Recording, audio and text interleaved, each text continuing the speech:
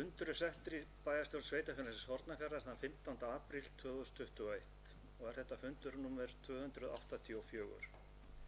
Mætt eru sá sem hér stendur Ásgrímur Ingólfsson, einnig Íris Heiður Jóhannesdóttir, Björgvin Óskar Sigurjónsson, Kristján Sigurður Guðnason, Páll Róbert Matthíasson, Bryndís Hólmarsdóttir og Sigrún Sigurgeirsdóttir. Einnig bæjarstjórinn Matthildur Ásmundardóttir og starfsmaður fundarins Bryndís Bjarnason.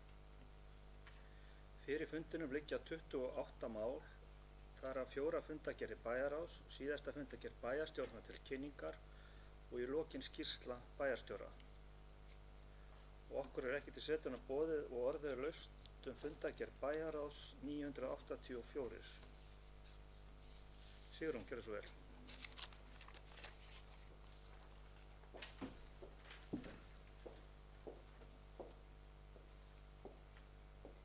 Forseti, góðir fundarmenn, mig langar að taka til máls undir lið númer 5, umsóknir í framkvæmdasjóð ferðamannastaða. Ég fagna sérstaklega úthlutun fyrir göngu- og hjólastíg frá Svínafelli að Skaftafelli. Á þeirri leið eru 2 einbreiðar brýr og þjóðvegurinn mjór. Stígurinn mun tvímælalaust auka umferðaröryggi. Það er til mikils að vinna ef hægt er að gera hjólreiðum, gönguferðum og öðrum vistvænum samgöngumótum hærra undir höfði í sveitarfélaginu okkar og þessi stígur er liður í því. Og það var líka ánægjulegt að fá styrk fyrir hönnun og leiðarhöfða. Ég hlakka til að sjá hvaða hugmyndir koma fram í íbúasamráðinu varðandi svæðið. Einnig vil ég taka til máls undir lið 16, íbúafundur í Öræfum. Ég vil nota tækifærið og þakka fyrir mjög góðan fund. Það voru 47 manns í sal og að minnstakosti 5 til viðbótar í gegnum fjarfundabúnað. Það er mikilvægt að við sem tökum þátt í samfélaginu sem íbúar eða í gegnum stjórnsýsluna tölum saman. Ég vona að svona fundur verði haldinn árlega í Öræfum og velti fyrir mér hvort sama þörf sé ekki einnig í Suðursveit og jafnvel víðar í sveitarfélaginu. Takk. Takk þér fyrir þetta, Sigrún. Orðið laust fundargerð bæjarráðs, Matthildur, gjörðu svo vel. Forseti og ágætu bæjarfulltrúar, mig langar að taka til máls undir 8. mál í fundargerðinni. Það sem er fjallað samstarfsverkefni við Bríet leigufélag, en sveitarfélagið hefur verið að vinna með Bríet sem er leigufélag eigu húsnæðis- og mannvirkjastofnunar sem hefur það markmið að efla leigumarka á landsbyggðinni. Samvinnan gengur út af það að auglýsa eftir byggingaraðila sem tilbúin er að byggja leiguíbúðir og sveitarfélag útvegar lóð fyrir áhugasama verktaka. Það stendur til að skrifa undir samning við Bríet og Mikael EHF sem byggingu á fjölbýli, 5 íbúa fjölbýli við Böðuleru 7 í næstu viku. Þessu ber að fagna að það er aukin fjölbreytni á leigumarkaði hérna á landsbyggðinni. Mér langar kannski að fá að nota tækifæri að taka undir með henni Sigrúnu sem minntist á íbúafundinu í Öræfum. Það var afskaplega góð mæting á þennan fund og gagnlegar umræður og það er ekki alltaf sem við fáum svona gagnlegar umræður eins og voru þar og íbúarnir voru vel undirbúnir og tilbúnir með alls kyns fyrirspurnir. En það hefur þó verið þannig að bæjarstjórn hefur fundað ár hvert sinn vorfund í dreifbýlinu eða annars staðar heldur en hér í Svaðasafni og höfum við nú þegar fundað einu sinni í Öræfum og einu sinni í Holti, Mýrum. En það er einhvern veginn þannig að Öræfingar eru duglegastar að mæta einhvern veginn. En takk fyrir þetta.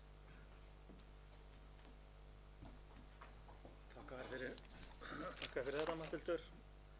Orðið laust fundargerð bæjarráðs 984. Páll Róbert, gjörðu svo vel.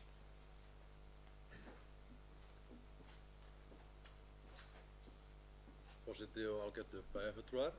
Já, ég get líka tekið undir þetta með Öræfingana. Þetta var virkilega skemmtilegur fundur og á þessum íbúafundi kom einmitt fram hugmyndir frá íbúum sem varðandi þjóðveg í Öræfum, þjóðveg 1, sem er nú að vera vinna að og það var einmitt mjög skemmtilegar hugmyndir sem koma á þeirra og ég tek undir það líka að Öræfingar eru sérstaklega duglegir að mæta á fundi og það er bara mjög gaman að því.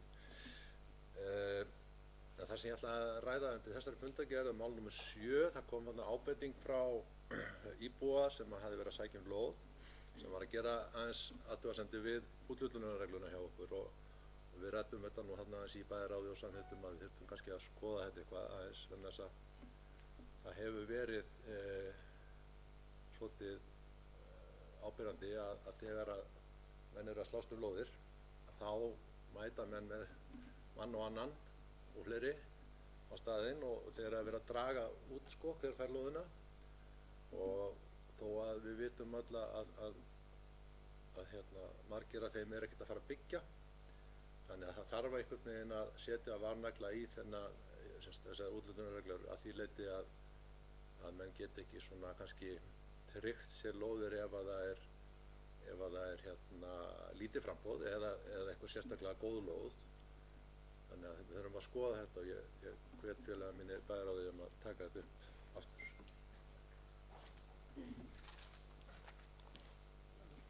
Þakka fyrir þetta, Páll Róbert, og þessa ábendingu. Hlý orð í garð Öræfinga, þeir eru skemmtilegir. En hvað er það? Orðið er enn laust fundargerð bæjarráðs 984. Það er enginn sem gefur mér merki, þeir sem er henni þá samþykki gjöru svo rétt upp hönd. Það er samþykkt samhljóða. Annað mál á dagskrá er bæjarráð 985. Orðið er laust þessa fundargerð. Gerðu svo vel, Sigrún.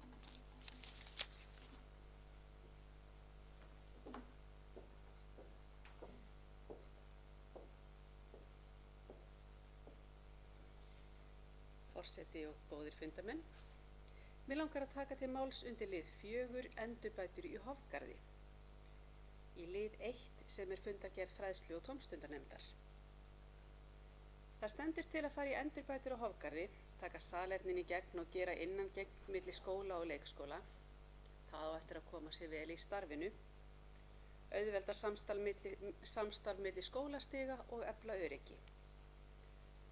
Nú er 1 barn úr Suðursveit í leikskólanum Lambhaga í Öræfum og skólinn þar og Höfn hafa lengi verið í samstarfi. Þegar ég starfaði í grunnskólanum í Hofgarði vorum við stundum tímabundið með nemendur frá Höfn sem höfðu tengingar í Öræfin. Að mínu mati er þetta vannýtt auðlind fyrir íbúa sveitarfélagsins að dvelja tímabundið annars staðar í sveitarfélaginu og leyfa börnunum að upplifa skólastarfið þar á meðan. Að sjálfsögðu þarf slíkt alltaf að undirbúa tímanlega með skólayfirvöldum. Það var ekki fleira sem ég ætla að segja en þetta. Þakka þér fyrir þetta, Sigrún. Orðið er enn laust fundargerð bæjarráðs 985. Íris, gerðu svo vel.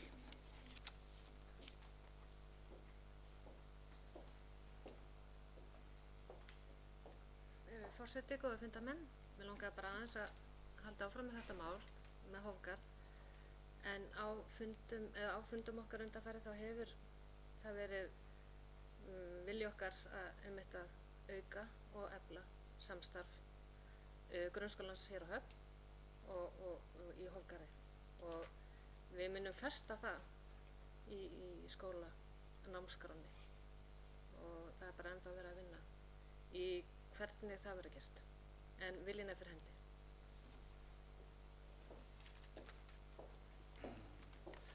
Þakka þér fyrir þetta, Íris.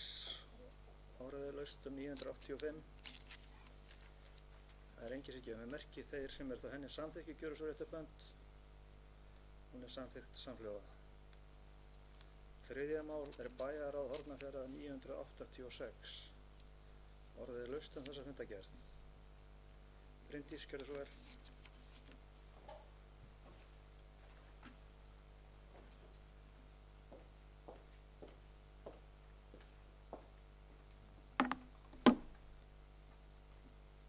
Forseti, ágætu fundarmenn, ég ætla að ræða mál 2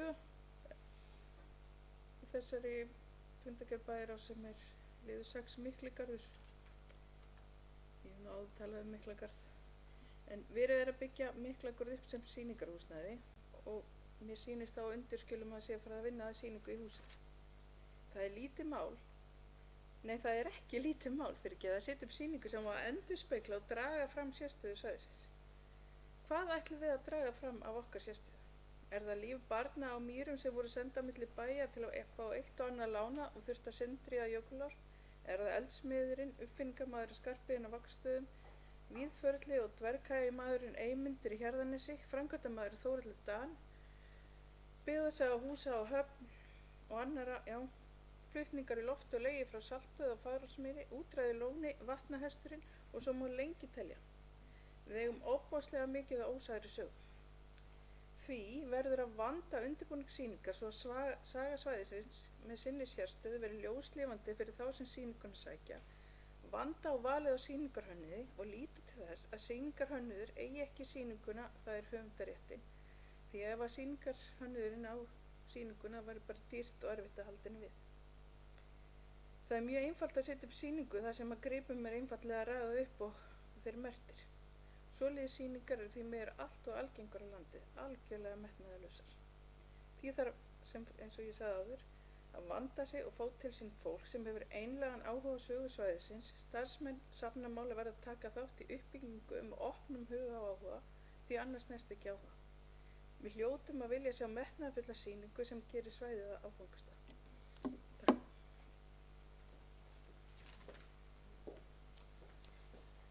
Þakka fyrir þetta, Bryndís. Orðið er laust. Kristján Sigurður, gjörðu svo vel.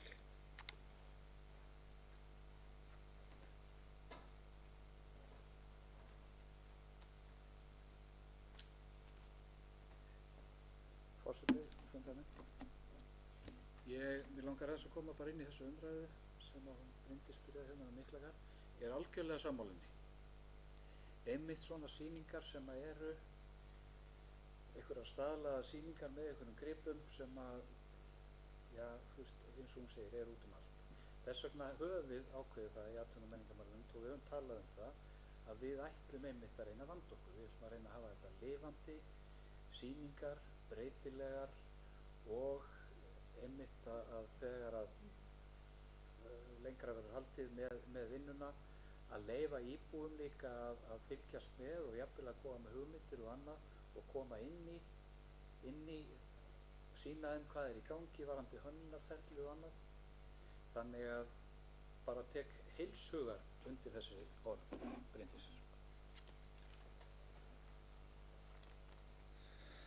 Þakka þér fyrir þetta, Kristján. Orðið er laust fundargerð bæjarráðs 986. Matthildur, gjörðu svo vel.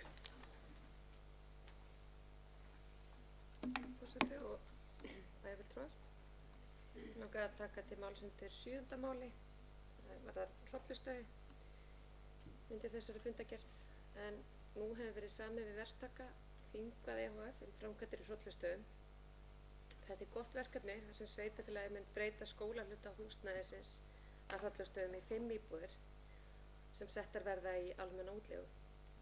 Verkefnið er unnið í samstarfi við Vatnajökulsþjóðgarð en samið hefur verið það við ríkið að koma að framkvæmdinni með fjárframlagi 43 milljónum og framlagi eru hugsað sem fyrirframgreidd húsaleiga fyrir 3 íbúðir sem ætlaðar eru starfsmönnum þjóðgarðsins sem hefur verið mikilli þörf fyrir starfsmannahúsnæði síðustu ár og er enn.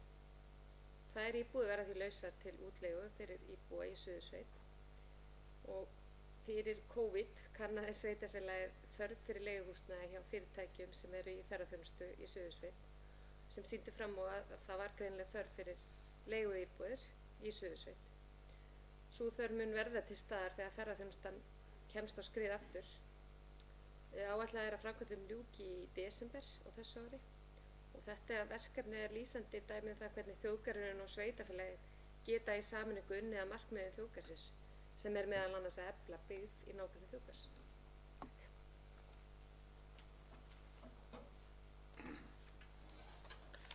Þakka þér fyrir þetta, Matthildur. Orðið er laust fundargerð bæjarráðs 986. Þeir sem eru henni þá samþykki gjöru svo vel rétt upp hönd. Hún er samþykkt samhljóða. 4. mála dagskrá er fundargerð bæjarráðs 987. Orðið er laust þá fundargerð 987. Sigrún, gjörðu svo vel.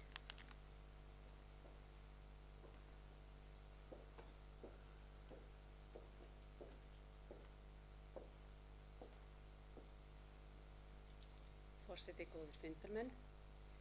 Mig langar að taka til máls undir lið númer 15, uppsögn á leigusamningi vegna húsnæðis að Víkurbraut 26.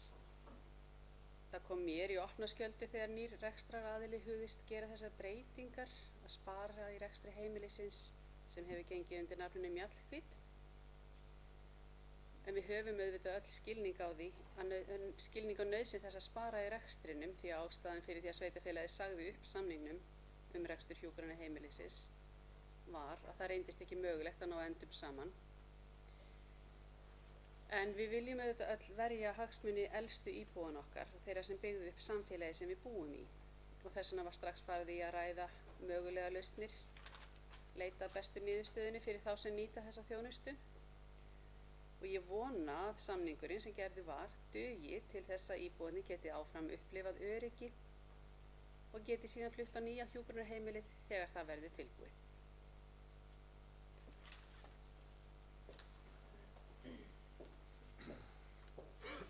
Þakka þér fyrir þetta, Sigrún. Orðið er laust fundargerð bæjarráðs 987. Matthildur, gjörðu svo vel. Forseti og bæjarfulltrúar, mig langaði aðeins að koma inn á þetta sem Sigrún var að ræða varðandi dvalarheimilið í Mjallhvít. Ég kem nú aðeins inn á það í skýrslu minni hér á eftir en bara til þess að bregðast við þessum orðum Sigrúnar að þá höfum við verið að vinna að því að komast að einhverju farsælli lausn varðandi þá íbúa sem búa þar og ég held að við séum alveg að stefna í þá átt. Við höfum átt samtal við aðstandendur og íbúa í Mjallhvít og einnig við rekstraraðila Vigdísarholts eða Skjólgarðs, rekstraraðila Skjólgarðs sem eru Vigdísarholt og það er fullu vilji beggja aðila og allra aðila til þess að leiða þannig að við getum búið þessum einstaklingum sem þarna búa öruggt umhverfi þannig að þeir upplifi sig sem örugga í þessu húsnæði sem að verður áfram þá í boði fyrir þessu einstaklinga en aðeins með breyttu formi. Það er ekki búið að gera samninga það en við erum að skoða fjármögnun og fleira á því og hvernig best er að útfæra þessa lausn.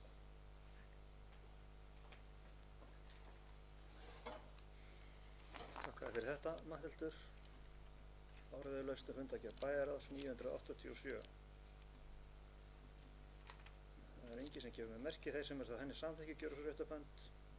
Það er nú samþykkt samhljóða.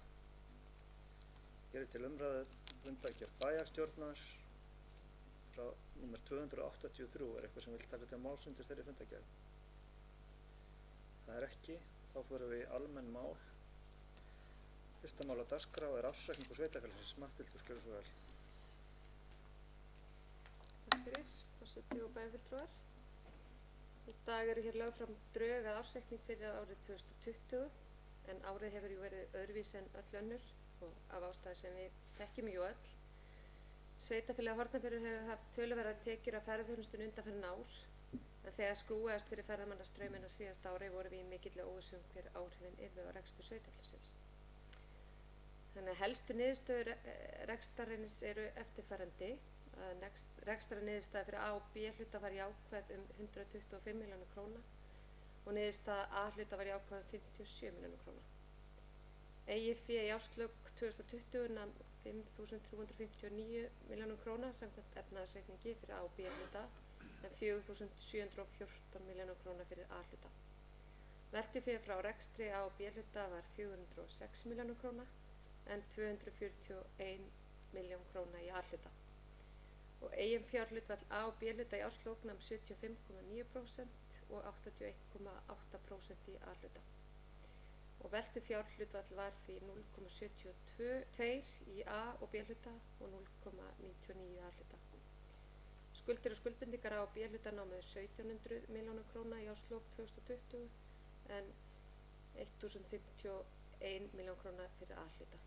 Skuldahlutfall A og B hluta í árslok 2020 var því 59% og skuldaviðmið 36% sem er vel undir 150% hámarki viðmiðunarreglu samkvæmt reglugerð um fjárhagsleg viðmið og eftirlit með fjármálum sveitarfélaga. Þessi niðurstaða, það er 125 milljóna króna rekstrarafgangur fyrir A og B-hluta, má eiginlega segja þessi hálfgerður varnarsigur á þessum óvissu tímum. Tekjur sveitarfélagsins voru nokkurn veginn á áætlun og þar skipti miklu máli meira fjármagn var sett í jöfnunarsjóð sveitarfélaga og einnig úrræði ríkisstjórnarinnar til fyrirtækja og vinnumarkaðsúrræði svo sem hlutabótaleiðin. Útsvarstekjur voru nánast þær sömu og fyrir árið 2019 en framlög jöfnunarsjóðs voru 20 milljónum krónur lægri árið 2019. Við vorum farin að spá því mitt ára að það yrði nú ekki þannig. Heldur myndi tekjur jöfnunarsjóðs skerðast mun meira. Tekjur Hafnarsjóðs voru einnig hærri en áætlun sagði til og má þar þakka hærri aflagjaldum ásamt því að skipa vöru og þjónustugjöld komi betur út. Laun og launatengd gjöld hækkuðu á milli ára tæpar 200 milljónir og skýringar eru þær að stöðugjöldum fjölga 8 og ársverkum 13. Nýjir kjarasamningar voru undirritaðir á árinu og hækkuðu laun hjá sveitarfélögum 10% sem var umfram það sem spáð var eða reiknað með í fjárhagsáætlun. Og orlofsskuldbinding hækkaði einnig á milli ára sem skýrist af því að starfsmenn tóku minna út af orlofi og er það sammerkt með öðrum sveitarfélögum vítt og breytt landi samkvæmt því sem KPMG segir okkur, en þeir eru nú með fleiri sveitarfélög í þjónustu. Sveitarfélagið réð til sín mun meira sumarstarfsfólki og meiri aðsóknar í vinnuskólan en undanfarin ár sökum aðstæðna og tók sveitarfélagið á sig þá ábyrgð sem kallað var eftir af ríkisstjórn til að draga úr atvinnuleysi. Einnig hefur verið ráðið inn starfsfólki gegnum vinnumarkaðsúrræði Vinnumálastofnunar sem skýrir aukinn fjölda stöðugilda að hluta. Framkvæmdir voru nokkurn veginn samkvæmt áætlun en framkvæmdaáætlun var upp á tæpar 700 milljónir króna og það hefur nú ekki alltaf gengið vel að koma þeim öllum í framkvæmd en ég held að sé bara jákvætt hversu vel gekk að framkvæma á síðasta ári. Þó má segja þetta að það séu vonbrigði að staðan á framkvæmdum við nýtt hjúkrunarheimili sé ekki komið lengra heldur en raun er eða í raun er framkvæmdir þar ekki komnir af stað. En sveitarfélagið greiddi til ríkisins sinn hluta sem áætlað var í upphafi árs en við vitum öll að verkið hefur tafist verulega. Góð niðurstaða hér í dag má segja sé því árangur af ábyrgri fjármálastjórn. Rekstur málaflokka er samkvæmt áætlun með viðaukum þrátt fyrir aukinn kostnað vegna COVID. Stjórnendur voru vel meðvitaðir stöðuna og höguðu rekstrinum í samræmi við það og vil ég hrósa þeim fyrir ábyrga stjórn undir erfiðum kringumstæðum. Ég vil einnig þakka bæjarfulltrúum, starfsfólki á KPMG fyrir störf sín við vinnu við gerð ársreikning og legg því til að ársreikningi 2020 verði vísað í seinni umræðu bæjarstjórnar.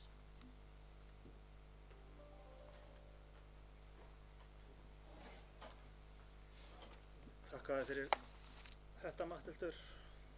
Orðið er laust ársreikning sveitarfélagsins. Björgvin, gjörðu svo vel.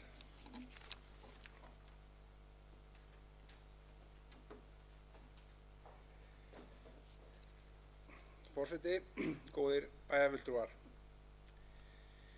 Eins og við vitum flest öll hefur ársreikningur sveitarfélagsins fyrir árið 2020 oft litið betur út en hann gerir nú. Þar með er ekki sagt að hann líti illa út. Ég held reyndar að hann líti mun betur út en við öll hefðum þorað að vona fyrir ári síðan. Ástæðan fyrir því að hann hefur oft litið betur út, við þurfum víst ekki að kalla til marga stjarneðlisfræðinga til þess að segja okkur það. Við lifum eins og margir hafa töngast á fordæmalausum tímum sem er hárrétt. Það hefur líka margsinnis komið fram áður bæði hér og annars staðar að sveitarfélagið hefur verið ágætlega rekið fjárhagslega undanfarin ár og við gátum því tekið þetta högg sem COVID-19 heimsfaraldurinn er á kassann, þótt að vissulega hafi á tímabili stefnt í að þetta högg yrði mun þyngra en raunin varð. En óvissan er ennþá til staðar varðandi efnahagsleg áhrif faraldursins eins og kemur fram í ársreikningnum.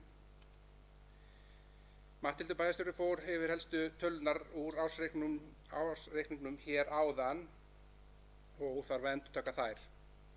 En eitt af því athyglisverða í ársreikningunum er að rekstrargjöld sveitarfélagsins hafa hækkað tæplega 14% á milli ára. bak við þessi tæplega 14% er nokkuð stór upphæð eða rúmlega 300 milljónir króna.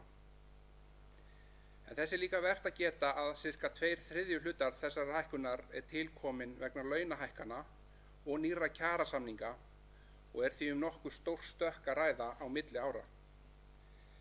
Skýringin á hinum hluta þessa hækkaða rekstrarkostnaðar er að mestu tilkomin vegna taps á Skjólgarði sem ég fer ekki nánar út í hér og hefur verið rætt undir öðrum málefnum. Einnig er þessi hækkun rekstrargjaldra komin til vegna þess að stöðugildum hefur fjölgað hjá sveitarfélaginu og er það aðalega vegna fjölgunar sumarstarfa á seinasta ári, en farið var í átaksverkefni varðandi sumarstörf námsmanna í samvinnu við Vinnumálastofnun og einnig var fjölgað í vinnuskólanum.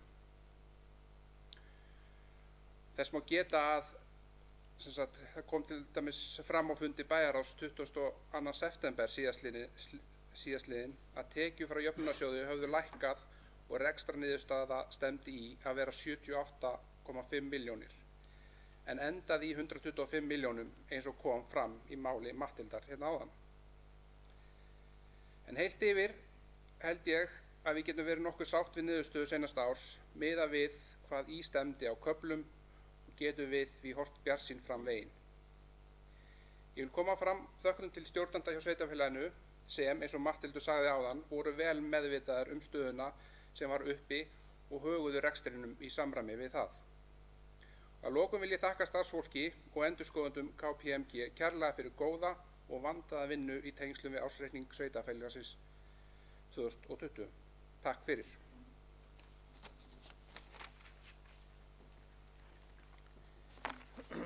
Þakka þér fyrir þetta, Björgvin. Orðið er laust ársreikning sveitarfélagsins. Gjörðu svo vel, Róbert.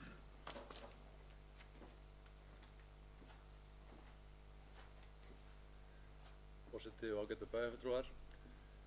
Já, þetta er alveg rétt sem að Björgvin segir að niðurstaðan er betri heldur en við áttum von á. Það er bara þannig og það er svo sem eins og kom fram að jöfnunarsjóðurinn var hærri heldur en við reiknuðum með og ýmislegt annað. En það eru líka smá blikur á lofti í rekstrinum. Það er eins og Björgvin kom líka inn á að laun hafa hækkað mikið og fasti kostnaðurinn hefur hækkað hjá okkur sem sýndi sig bara á tekju afgangnum á til dæmis A-hlutanum sem var á þessu 50 og eitthvað milljónir minni mig versus 400 á síðasta, eitthvað svoleiðis.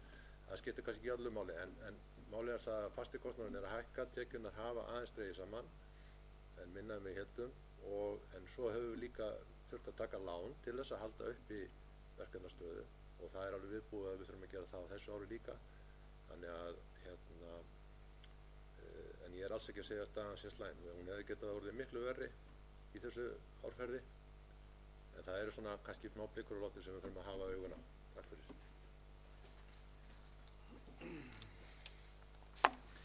Þakka þér fyrir þetta, Páll Róbert. Orðið er laust 7. mál á dagskrá, ársreikningur sveitarfélagsins. Það er enginn sem gefur merki þeir sem eru þá þessu samþykkir, gerur svo rétt upp hönd. Það er samþykkt samhljóða. 7. mál á dagskrá er erindisbréf Fjölmenningarráðs. Íris, gerur svo vel.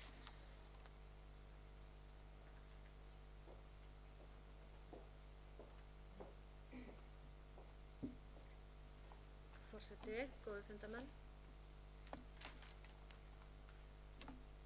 Fjölmenningarteymi sveitarfélagsins Hornafjarðar hefur verið starfandi nokkur skeið. Nú hefur teymi lagt til að stofnað verði fjölmenningarráð, skipað íbúum Hornafjarðar sem eru innflytjendur. Í dag búa í sveitarfélaginu 493 einstaklingar með erlent ríkisfang eða rétt tæplega 21% íbúa.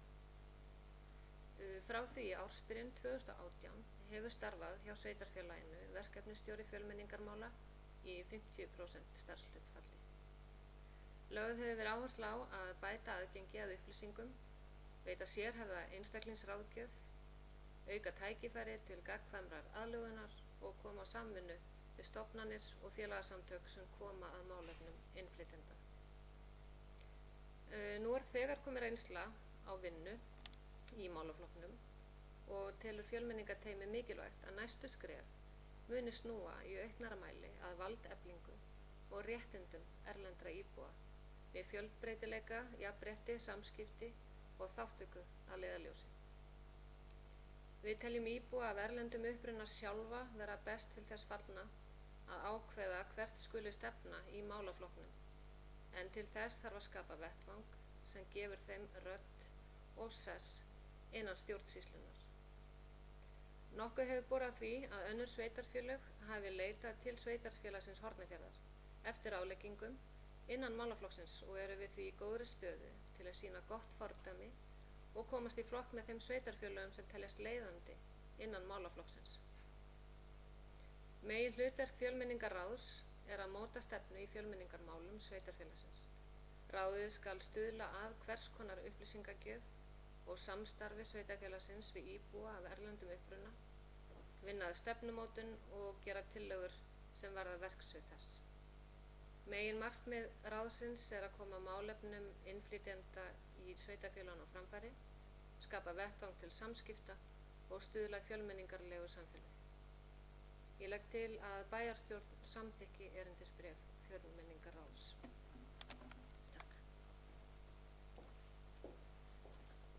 Þakka fyrir þetta, Íris. Orðið er laust 7. mál á dagskrá, erindisbréf fjölmenningarráðs. Það er enginn sem tekur til máls undir þessum lið nema Íris, og þá legg ég til að bæjarstjórn samþykki erindisbréfið. Þeir sem eru því samþykkir gera svo rétt upp hönd. Það er samþykkt samhljóða. 8. mál á dagskrá er öryggisstefna í tölvumálum. Matthildur.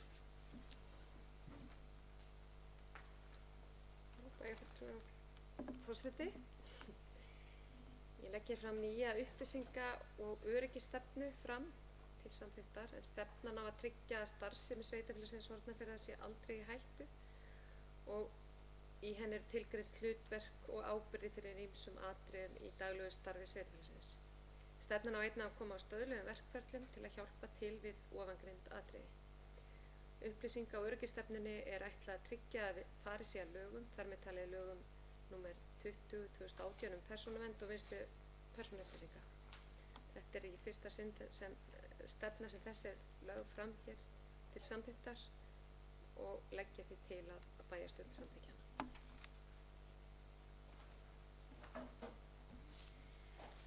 Þakka fyrir þetta, Matthildur. Orðið er laust 8. mál á dagskrá, öryggisstefna í tölvumálum. Þeir sem eru henni þá samþykkir gjöra svo rétt upp hönd. Það er samþykkt samhljóða. 9. mál á dagskrá er gjaldskrá félagslega heimaþjónusta. Matthildur, gjöra svo vel. Takk, forseti og bæjarfulltrúar. Ég legg fram uppfæra gjaldskrá fyrir félagslega heimaþjónustu sem unnin er með vísan til laga félagsþjónustu sveitarfélaga nr. 40 frá árinu 1991, þjónustu við fatlað fólk með langvarandi stuðningsþarfir nr. 38 frá árinu 2018 og málefni aldrara nr. 125 frá árinu 1999. En í gjaldskránu kemur fram að notendur greiða fyrir aðstoð fyrir almenn heimilisstörf og mat. Og þessi gjaldskrá fékk umfjöllun í bæjarráði með aðeins breyttu skjali, en ég legg hana hér fram til samþykktar í bæjarstjórn.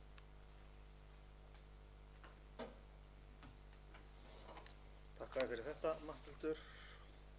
Orðið er laust 9. mál á dagskrá, gjaldskrá félagslega heimaþjónusta. Það er enginn sem gefur með merki. Þeir sem eru þá því samþykki, þessar gjaldskrá samþykki, gjöra svo rétt upp hönd.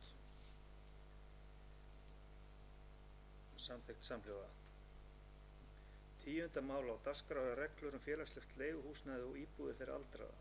Matthildur, fyrir vel. Takk fyrir það, forseti og bæjarfulltrúar. Hér spænast reglur á velferðarsviði, en hérna legg ég fram nýja reglur félagslegt leiguhúsnæði og íbúðir fyrir aldraða, en almennt félagslegt leiguhúsnæði er ætlað þeim fjölskyldum og einstaklingum sem ekki eru á annan hátt færir að sjá sig fyrir húsnæði sökum félagslegra aðstæðna, þungrar framfærslubyrðar og lágra launa. Með almennu félagslega leiguhúsnæði er átt við hverja þá íbúð í eigu sveitarfélagsins Hornafjarðar sem ekki er sérstaklega skilgreint sem húsnæði fyrir aldraða eða húsnæði fyrir fatlað fólk. Í reglunum kemur meðal annars skýrt fram hvernig umsóknir félagslegt húsnæði eru meðhöndlaðar, tekju- og eignamörk uppfærð og fleira. Þarna er verið að skerpa á verkferlum sem hefur verið þörf á að bæta. Ég legg til að bæjarstjórn samþykki þessar reglur.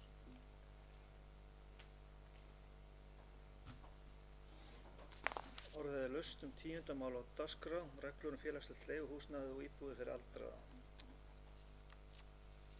Það er enginn sem gefur mig merki, þeir sem því þá samþykkir, gerur svo rétt upp hönd. Það er samþykkt samhljóða.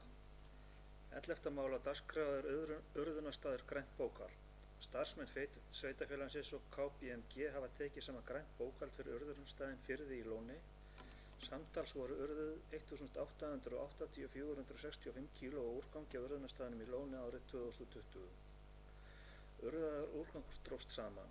Úrgangur er frá fyrirtækjum og heimilum. Sé upprunagreining á úrgangi skoðuð má sjá að heimili hafa ekki dregið úr sorpmyndun. Samdráttur liggur alfarið hjá ferðaþjónustufyrirtækjum. Það er álit KPMG að skýrslu Sveitarfélags Hornafjarðar grænt bókhald fyrir árið 2020 sé gert í samræmi við lög og reglur innihald skýrsla grænt bókhald og tölulegar upplýsingar í skýrslunni sé í samræmi við þær aðferðir sem þar er gerð grein fyrir. Orðið er laust þetta mál, 11. mál á dagskrá, urðunarstaður grænt bókhald. Þá legg ég til að bæjarstjórn undirrita þetta að fundi loknum og sendi þetta græna bókhald til staðfestingar. Þeir sem eru samþykkir þessu gjöru svo rétt upp hönd. Það er samþykkt samhljóða. 12. mál á dagskrá er deiliskipulag Stekkaklettur. Björgvin, gjörðu svo vel.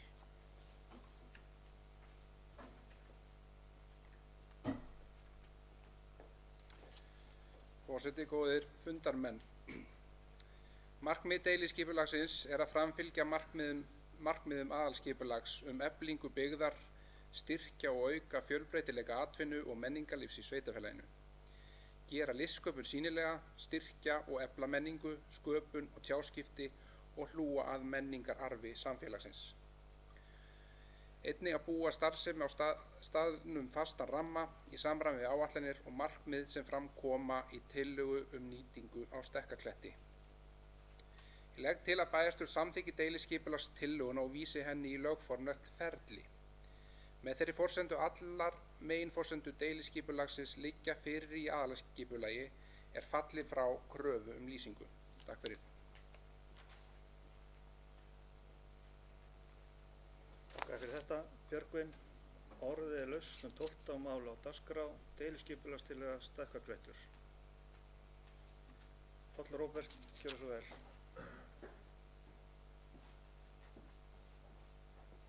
Já, forseti og góðu bæjarfulltrúar, naut nú þessa síðustu setningu hérna sem að Björgvin var að lesa upp, að allar forsendur í aðalskipulagi dygðu til þess að það þyrfti ekki að gera lýsingu á deiliskipulaginu.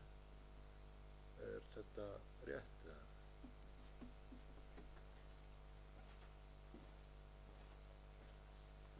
Takk fyrir þetta, Páll Róbert. Já, þetta er rétt, skilst mér á skipulagsstjóranum, svo ég svari þínu bara fyrir hann. En orðið er laust 12. mál á dagskrá. Þeir sem eru því þá samþykkir að senda deiliskipulagstillögunni í lögformlegt ferli gjöru svo rétt upp hönd. Hún er samþykkt með 4 atkvæðum. Er einhver á móti? Það er ekki 3 sitja hjá. Það bókað þá. 13. mál á dagskrá, deiliskipulagsbreyting Lambleiksstaðir. Björgvin, gjörðu svo vel.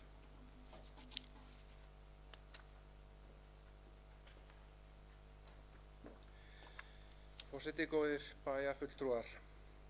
Deiliskipulagsbreyting fyrir Lambleiksstaði var í kynningu frá 18. febrúar síðastliðinn til 2. apríl síðastliðinn. Engar athugasemdir bárust.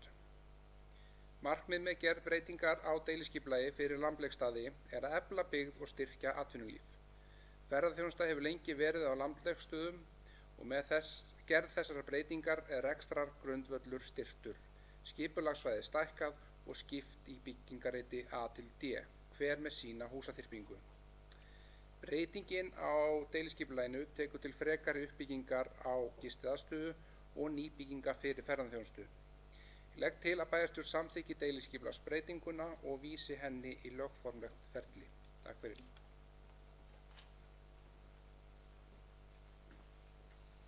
Takk fyrir þetta, Björgvin. Orðið laust 13. mál á dagskrá, deiliskipulagsbreyting Lamblaugstaðir. Það enginn sem gefur með merki. Þeir sem þó samþykkir að senda þetta í lögformlegt ferli, gjöru svo lögrétta bönd. Það samþykkt samhljóða. 14. mál á dagskrá er deiliskipulag Borgarhöfn. Björgvin, gjöru svo vel.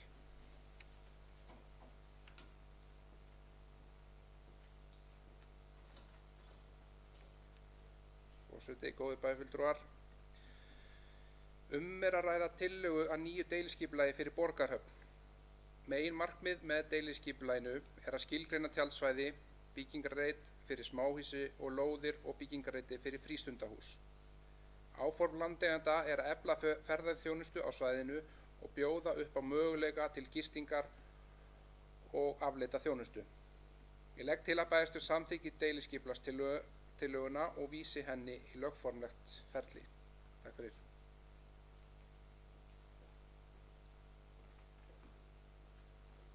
Takk fyrir þetta, Björgvin. Orðið laust 14. mál á dagskrá, deiliskipulag Borgarhöfn.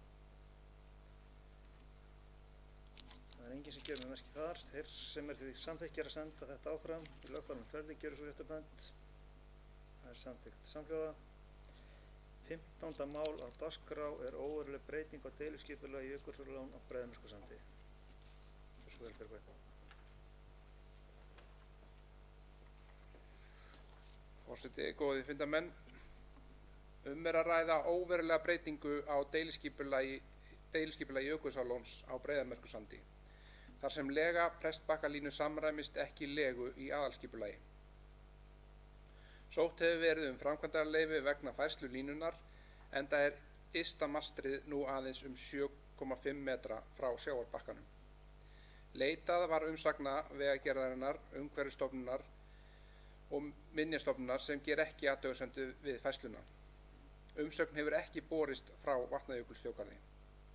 Ég legg til að bæjarstjórn samþykki óverulega breytingu á deiliskipulagi Jökulsárlóns á Breiðamerkursandi með fyrirvara jákvæða umsögn stjórnar Vatnajökulsþjóðgarðs.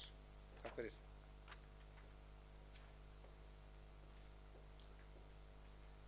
Takk fyrir þetta, Björgvin. Orðið laust 15. mál á dagskrá, óveruleg breyting á deiliskipulagi Jökulsárlón á Breiðamerkursandi. Hver sem vil taka til máls undir þessum lið? Það er ekki, þá legg ég til að bæjarstjórn samþykki þessa óverulegu breytingu með þeim fyrirvarum að þjóðgarðurinn gefi jákvæða umsögn. Hver sem því samþykki, gjörðu svo rétta bönd. Samþykkt samhljóða. 16. mál á dagskrá er byggingarleyfisumsókn Reynivellir 2A. Grenndarkynning vegna byggingarleyfis fyrir geymslu á Reynivellir 2A hefur farið fram fyrir eigundar að Reynivellir 2. Ekki voru að gera athugasemdir við grenndarkynninguna. Ég legg til að bæjarstjórn samþykki grenndarkynninguna og vísi henni í lögformlegt ferli. Orðið laust þetta mál, 16. mál á dagskrá, byggingarleyfisumsókn Reynivellir 2A. Það er enginn sem gefur með merki, þá þeir sem því samþykkir að samþykja þessa grenndarkynningu og vísi henni í lögformlegt ferli, gjörðu svo rétta bönd. Samþykkt samhljóða. 17. mál á dagskrá er smáhýsi Reynivellir 2. Óskað er eftir leyfi til að reisa smáhúsi að Reynivöllum. Umhverfis- og skipulagsnefnd leggur til að fallið verði frá grindakynningu þar sem breytingin varðar ekki hagsmuni annar en umsækjanda. Ég legg til að bæjarstjórn samþykki að fallið verði frá grindakynningu samkvæmt 44. grein skipulagslaga. Orðið laust þetta mál, 17. mál á dagskrá, smáhúsi Reynivellir 2. Þeir sem þá því samþykkir að fallið verði frá grenndarkynningu samkvæmt 44. greinum skipulagslaga, gera svo rétta bönd. Fullmikið. 18. mál á dagskrá, framkvæmdarleyfi fyrir nýjan veg við Kálafellsstaðakirkju. Óskum framkvæmdarleyfi vegna nýs aðkomuvegar og bílastæðis við Kálfafellsstaðakirkju. Framkvæmdin er alfarið í landi Kálfafellsstaðakirkju. Óskað var eftir umsókn Minjastofnunar og Vegagerðar vegna framkvæmdaleyfisins og engar athugasemdir bárust. Ég legg til að bæjarstjórn samþykki framkvæmdaleyfið fyrir aðkomuveg og bílastæði við Kálfafellsstaðakirkju. Orðið laust þetta mál. 18. mál á dagskrá, framkvæmdaleyfi fyrir nýjan veg við Kálfafellsstaðakirkju. Það er enginn sem vil taka til málsins því. Þeir sem þessu eru þá samþykki gjöra svo rétt af hönd. Það er samþykkt samhljóða.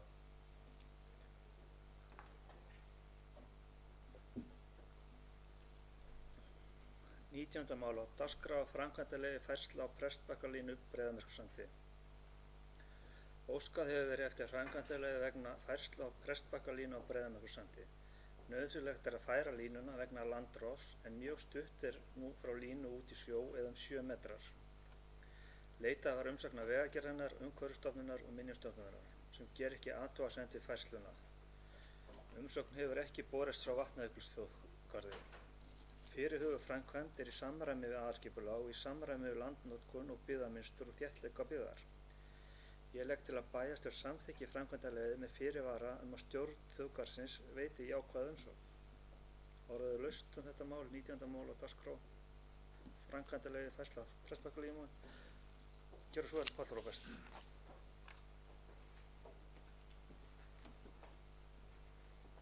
Já, forseti og góðu bæjarfulltrúar, ég stóðst nú eiginlega ekki málið því að fyrir 3 málum síðan þá var Björgvin að kynna þetta sama mál og þá voru 7,5 metrar í sjóinn frá línunni.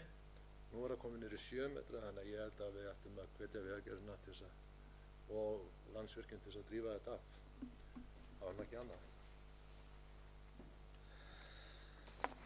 Takk fyrir þetta, Páll Róbert, þetta er alveg hárrétt. Þetta varðar okkur hér innviði og öryggi sveitarfélagsins að hafa þetta í lagi, rafmagn frá báðum endum.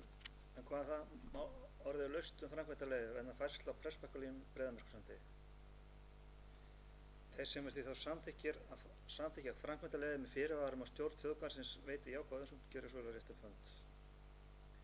Það er samþykkt samhljóða. 20. mál á dagskrá er framkvæmdaleyfi vegna lagningu ljósleiðara frá Setbergi til Rauðabergs.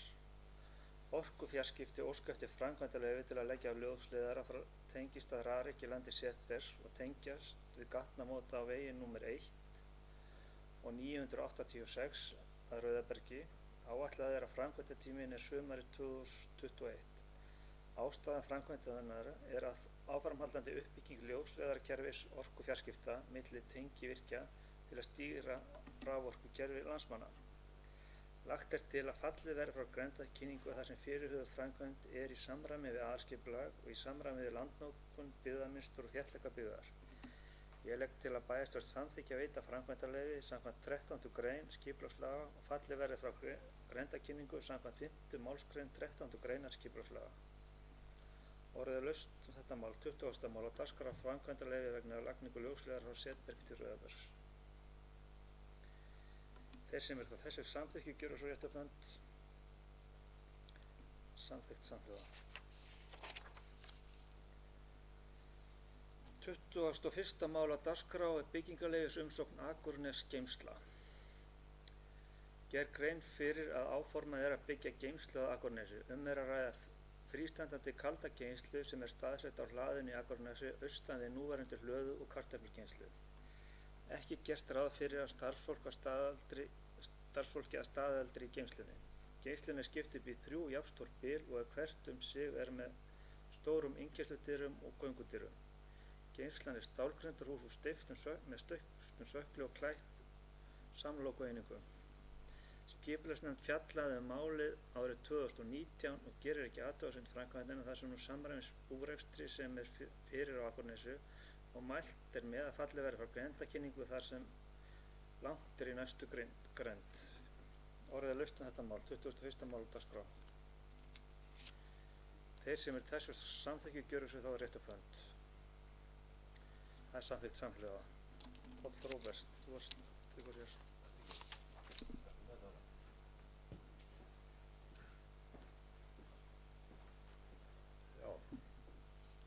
Ásgrímur á fundi undir þessum lið. Þetta er mál númer 22.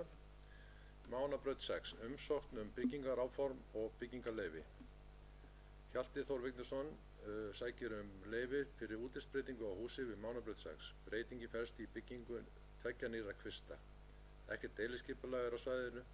Grenndarkynning var auglýst frá 10. febrúar til 10. mars og engar athugasemdir bárust.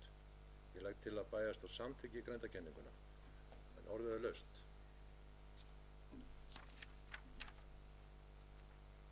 Og það er enginn sem gefur mér merki, þá legg ég til að bæjarstjórn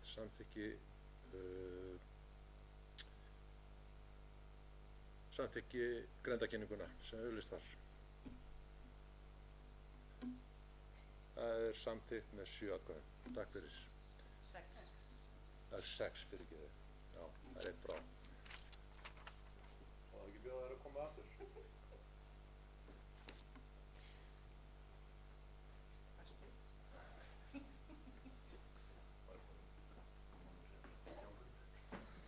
Þakka þér fyrir þetta, Páll Róbert. 23. mál á dagskrá, byggingarleyfisumsókn Hagalegri 11 einbýlishús. Greint frá að Anna Regína Heiðarsdóttir og Hlynur Kristjánsson sækjum heimild til þess að hafa 3 bílastæði á lóð Hagalegri 11 og að lágmarkshalli þaks verði 8 gráður. Gildandi deiliskipulag gerir ráð fyrir 2 bílastæðum og 10 gráðu lágmarkshalla þaks. Umhverfis- og skipulagslagði til að fallið verði frá breytingum og skipulagi og grenndarkynningu þar sem frávik eru óveruleg og hagsmunir nágreinda skerðast í engu varðandi landnotkun, útsýni, skuggavarp og einsýn. Ég legg því til að bæjarstjórn samþykki að fallið verði frá breytingum á aðalskipulagi og grenndarkynningu samkvæmt 3. málsgrein 43. greinar skipulagslaga. Orðið er laust þetta mál. Hagalegri 11. Þeir sem eru þessu samþykki gjöra svo þá réttu hönd. Samþykkt samhljóða. 20. og 4. mála dagskrá er umsókn stækkun og lóð Álaleira 6. Finnur Ármarsson óskar eftir stækkun og lóð Álaleira 6. Umhverfis- og skipulagsnefnd samþykkti að lóðin verði stækkuð og leggur til að fallið verði frá grenndarkynningu þar sem breytingin hefur ekki áhrif á aðra en umsækjanda sveitarfélagið. Ég legg því til að bæjarstjórn samþykki stækkun og lóð samkvæmt teikningu og að fallið verði frá grenndarkynningu samkvæmt 3. málsgrein 43. greinar skipulagslaga. Orðið er laust þetta mál. 24. mál stækkun og lóð Álaleira 6. Þeir sem eru þessu þá samþykki gjöra svo rétt upp hönd. Það er samþykkt samhljóða. Umsókn lóða Búðarlegri 7. Umsókn Mikael F. lóða Búðarlegri 7. Bæjarráð mælti með lóða umsókninni. Ég legg til að bæjarstjórn samþykki lóðaúthlutun á Búðarlegri 7. Orðið er laust þetta mál. Það er enginn sem á að gefa mér merki. Þeir sem því samþykki gjöra svo rétt upp hönd. Það er samþykkt samhljóða. 20. og 7. mála dagskrá er kosning í bæjarráð. Sæmundur Helgason kemur úr leyfi frá bæjarráði og mun stíga aftur inn í bæjarráð. Sæmundur verður áheyrnarfulltrúi í bæjarráði og Sigrún Sigurgeirsdóttir verður vara áheyrnarfulltrúi 3. framboðsins. Þeir sem eru þessu samþykki gjöra svo rétt upp hönd. Það er samþykkt samhljóða. 27. máli er hér kosning í nefndir en það er engar kosningar í nefndir þessum bæjarstjórnarfundi. 28. mál er þá skýrsla bæjarstjóra. Matthildur, gjörðu svo vel. Forseti og bæjarfulltrúar. Ég hef skýrslu mína á umfjöllun menningarhátíð sem var haldin föstudaginn 12. mars. Þá hélt sveitarfélagið sína árlega hátíð í tengslu við veitingu menningar og umhverfisverðlauna og styrkja. Sóttvarnar aðstæður voru heppilegar á þessum tíma og var því hægt að halda viðburðinn í Nýheimum ásamt því að við fengum að hlusta á frábæran tónlistarflutning í tengslu við blúshátíð sem haldin var sömu helgi. Alls voru 27 styrkir veittir og voru það styrkir atvinnu- og menningarmálanefndar, bæjarráðs, fræðslu- og tómstundunefndar sem og styrkir úr atvinnu- og rannsóknarsjóði. Að þessu sinni hlaut Ingvar Þórðarsson menningarverðlaun fyrir sitt ævistarf til menningarmála. En Ingvar hefur verið einn af hornsteinum leiklistarlífs á Hornafirði árabil.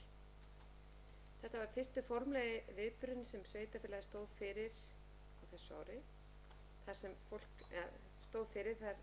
fólk gat hist frá því síðasta menningarhátíð var haldin fyrir ári síðan, en í kjölfar hennar var samfélaginu lokað.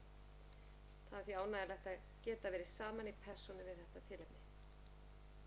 Samningur FabLab. Haldinn var rafrænn fundur á vegum atvinnu- og nýsköpunarráðuneytisins og mennta- og menningarmálaráðuneytisins þann 17. mars síðastliðinn, þar sem voru undirritaðir samningar við allar FabLab-smiðjur í landinu. Sveitarfélagið hefur frá stofnun FabLab-smiðjunnar haft metnað til þess að gera það vel með því að ráða inn hæfan starfsmann sem heldur utan starfið, heldur námskeið og er í góðum tengslum við aðrar smiðjur á landinu. Sveitarfélagið hefur staðið undir öllum rekstrakostnaði smiðjunnar, en það er eina smiðjan á landinu sem er rekin alfarið af sveitarfélagi. Það er því mikil viðbót að fá fjármagnin í reksturinn frá ríkinu, en samningurinn tryggir 8 milljóna króna framlag á ári til næstu 3 ára, árin 21-23. Nú þegar hefur fjármagni þessa árs verið ráðstafað, en það var nýtt í endurnýjun á búnaði, en verið er að endurnýja tölvur og kaupa nýjan laserprentara. Smiðjan er því orðin mjög vel tækið búin og erum við þakklátt og stolt að fá þessa viðurkenningu. Fundarferð í Öræfin. Stjórn Vatnajökulsþjóðgarðs hélt marsfund stjórnarinnar í Skaftafelli, en nú er unnið að framtíðarskipulagi fyrir Skaftafell og var nauðsynlegt að stjórnin kæmi þangað til að kynnast svæðinu betur. Fundir stjórnar eru almennt haldnir rafrænir, en snertifundir eru haldnir einu svona ári á hverju svæði, það er suður, vestur, norður og austursvæði. Ekki náðist að halda fund hér á suðursvæði á síðasta ári vegna COVID.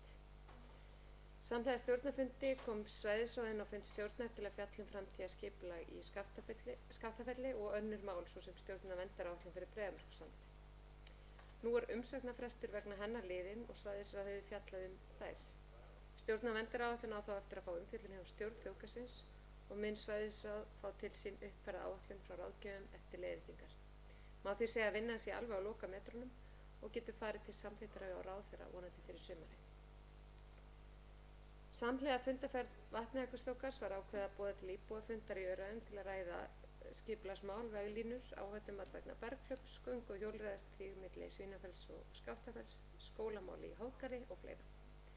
Mjög góð mæting var á fundin og allt innan sóttvarnareglna. Miklar og góðar umræður sköpuðust á fundunum sem nýtast í áframhaldandi vinnu hér í stjórnsýslunni. Nú þegar er umhverfis- og skipulagsnefnd með vegamálin til umfjöllunar og beðið er viðbragða frá Skipulagsstofnun varðandi áhættumat Veðurstofunnar vegna berghlaupsins. Það styttist í framkvæmdir í göng- og hjólreiðastíginn, en hönnun er á lokametrunum.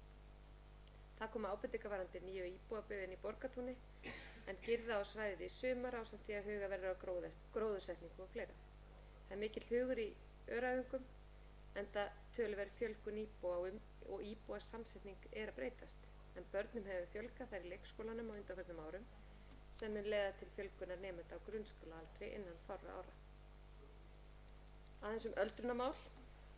Við breytingar á rekstrarformi í hjúkrunarheimilisins var tekin ákvörðun að dagdvöl aldraðra í Ekrunni myndi færast til sveitarfélagsins í stað þess að færast til Vigdísarholts og var það samkomulag beggja aðila.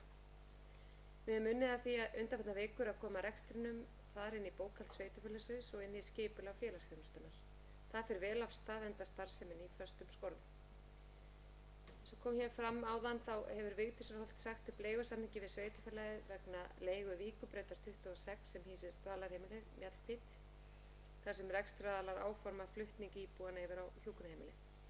Mikil óánægja er með áformum hjá íbúum og aðstandendum þeirra, þar sem íbúar þurfa að flytjast úr einbýli yfir í tvíbýli. Máli hefur verið til umræðu hjá bæjarráði undanfarnar vikur ásamt því að ég hef rætt við íbúa, aðstandendur og forsvarsmenn Vigdísarholts málið.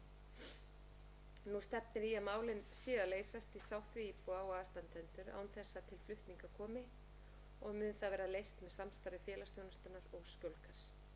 Unnið er áfram að því að kortleggja hvernig hægt verður að haga skipulagi á þjónustu til íbúana þannig að öryggi þeirra verði tryggt. Sveitarfélagið hefur einnig verið að auka við virkniþjónustu með tilkomin í starfsmanns á velferðarsviðinu, bæði til eldri íbúa og einnig til annarra þjónustu þegar velferðarsviðs. Í boði eru tímar íþróttahúsi, gönguferðir og fleira. Og aðeins af framkvæmdum. Undirbúningar framkvæmda stendur nú sem hæst. En skrifað hefur verið undir samning við verktaka breytingar á Hrollaugsstöðum og munu framkvæmdir þar hefjast fljótlega. Tilboð voru opnuð vegna framkvæmda við jarð- og lagnavinnu við Hafnabraut, en í næstu viku munum við opna tilboð vegna yfirborðsfrágangs við Hafnabraut sömuleiðis. Niðurstaða ætti því að liggja fyrir varðandi Hafnabrautin innan 2 vikna og þá geta framkvæmdir hafist fljótlega.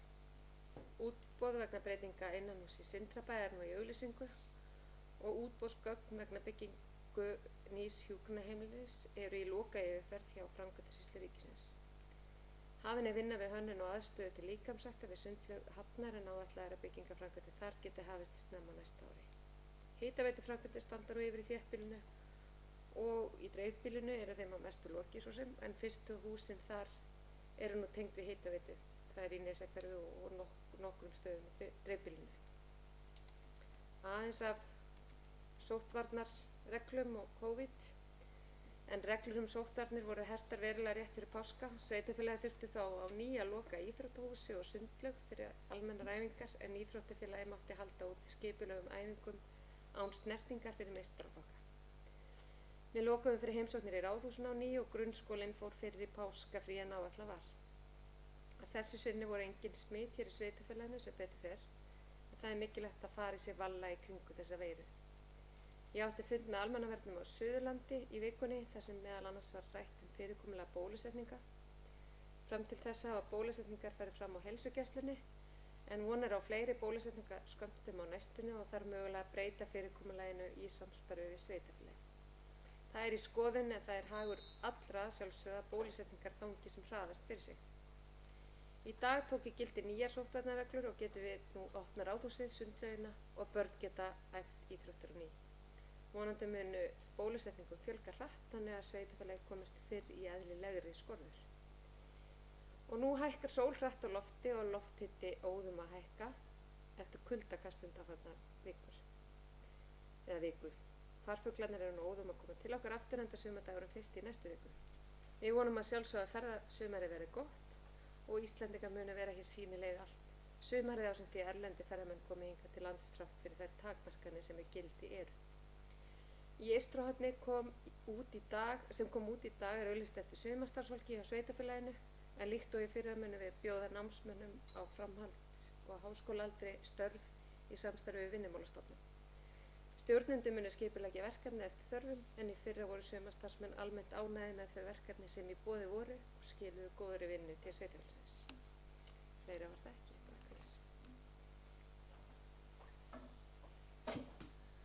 Þakka þér fyrir þetta, Matthildur. Nú verður gert hlé á fundinum meðan farið verður yfir fundargerð.